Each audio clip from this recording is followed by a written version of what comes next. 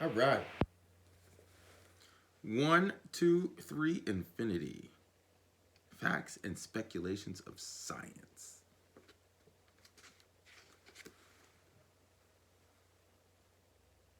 George Gamo.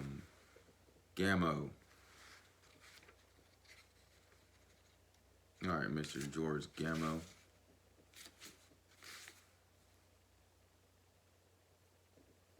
All right. Playing with numbers, space, time, and Einstein. Microcosmos, macrocosmos. And then a whole bunch of illustrations. A whole bunch of them.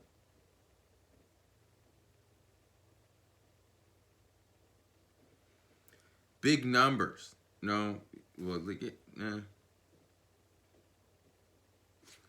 let's see what he's talking about.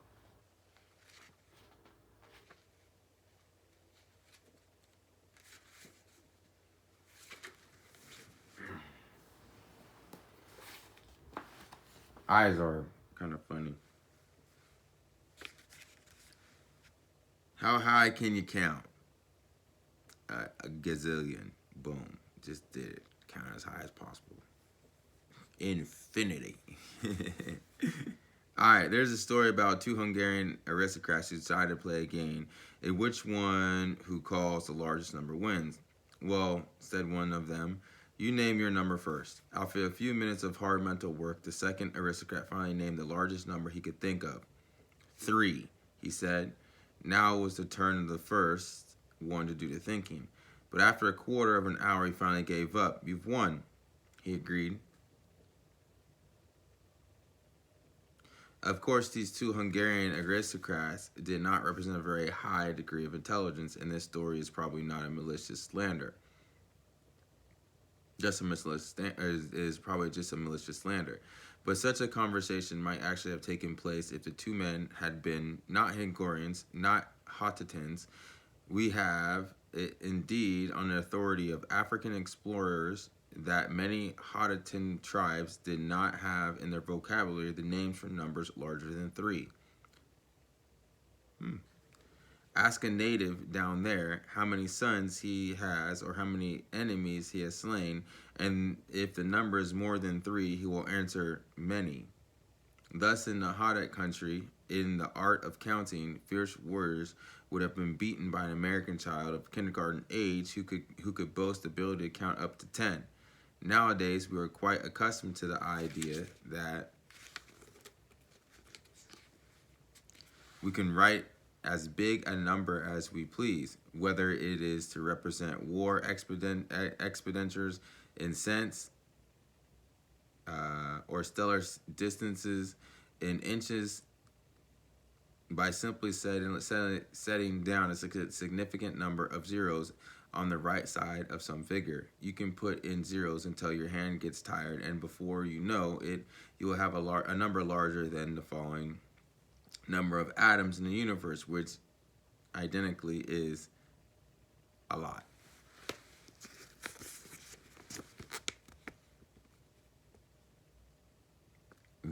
And that's and that's what I meant. Like nowadays, it's just the largest number you can think of, infinity. Right, going on and on and on. But this is interesting.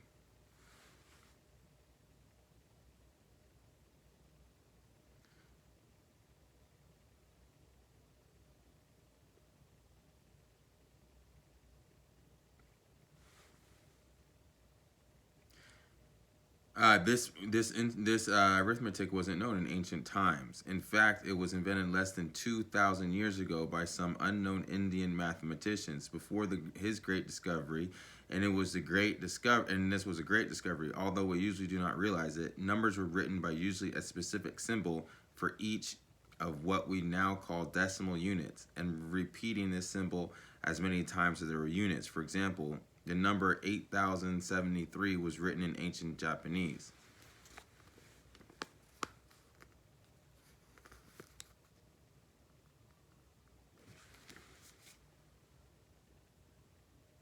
Huh? What are they even? Okay. Makes sense. So you have, look, you have 8 of these, 7 of these, 3 of these.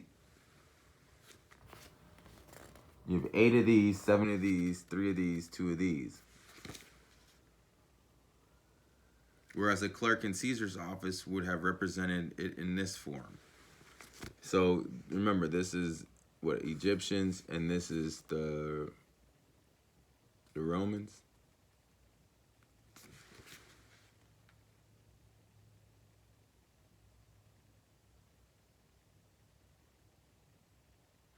So yeah, like obviously Roman numerals, we still use Roman numerals.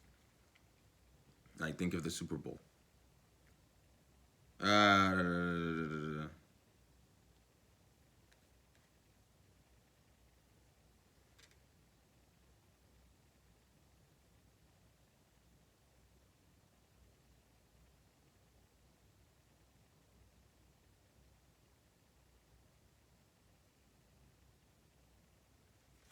well, and think about it. Okay, what he's saying right here, the only way that you would have been able to write 1 million is to take the thousandth and write that down, or what is it?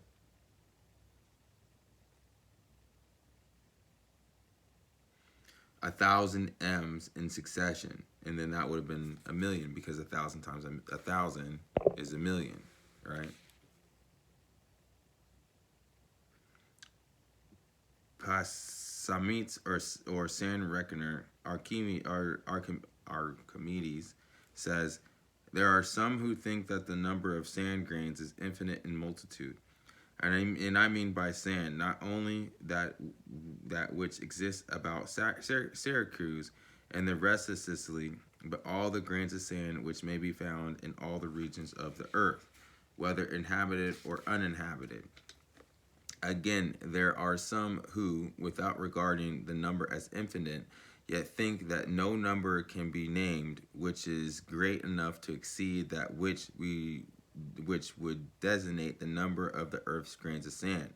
And it is clear that those who hold this view, if they imagine a mass made up of sand, in other respects as large as the mass of the earth, including in it all the seas and all the hollows of the earth filled up in the height of the highest mountain, would be still more certain that the no number could be expressed which would be greater than that needed to represent the grains of sand thus accumulated.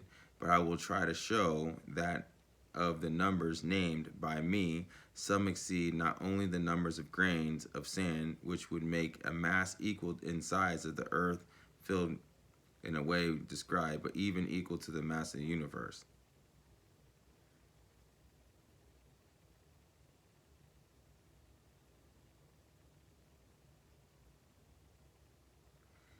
All right, so in the way that he did this, all right, is the kind of the way we do it today.